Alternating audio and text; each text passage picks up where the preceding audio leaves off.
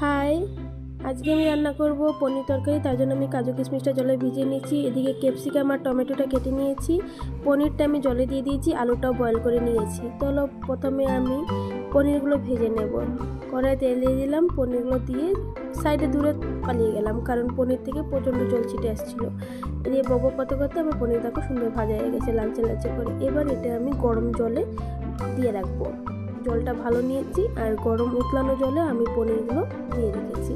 এবার কড়াই দিয়ে দিলাম জিরে, শুকনো লঙ্কা, তেজপাতা। এবার আমি আলুগুলো দিয়ে দেবো, যেগুলো সেদ্ধ করে রেখেছিলাম। এটা ভালো করে আমি সুন্দর করে ভেজে নেব, লালচে লালচে করে। এদিকে আমি আদা আর কাজু কিশমিশটা বেটে নেব। একটুখানি জল দিয়ে আমি বেটে নিচ্ছি। দেখো, খুব সুন্দর একটা পেস্ট রেডি হয়ে গেছে। এবার এদিকে আমার আলুটা খুব সুন্দর ভাজা হয়ে গেছে। দিয়ে দিলাম ক্যাপসিকাম, হলুদ, জিরে গুঁড়ো, লঙ্কার গুঁড়ো। এবার কাজু কিশমিশের পেস্টটা দিয়ে আমি ভালো করে একটুখানি জলটা দিলাম ধুয়ে। এবার নাড়াচাড়া দিয়ে আমি ঢাকা দিয়ে দেব। ঢাকা দেওয়ার আগে আমি টমেটোগুলো দিয়ে দিলাম, কারণ টমেটোগুলো দিতে আমি ভুলে গেছিলাম। এবার টমেটোটা দিয়ে ভালো করে ঢাকা দিয়ে দেব।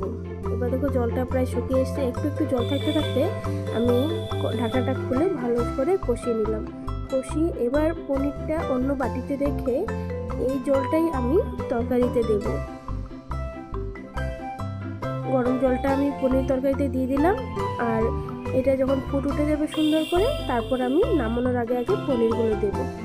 পনিরগুলো দিয়ে দিলাম।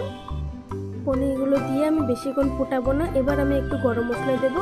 গরম মশলা দিয়ে আমি নাড়াচাড়া দিয়ে ঢাকা দিয়ে রেখে দেব একটু সময়।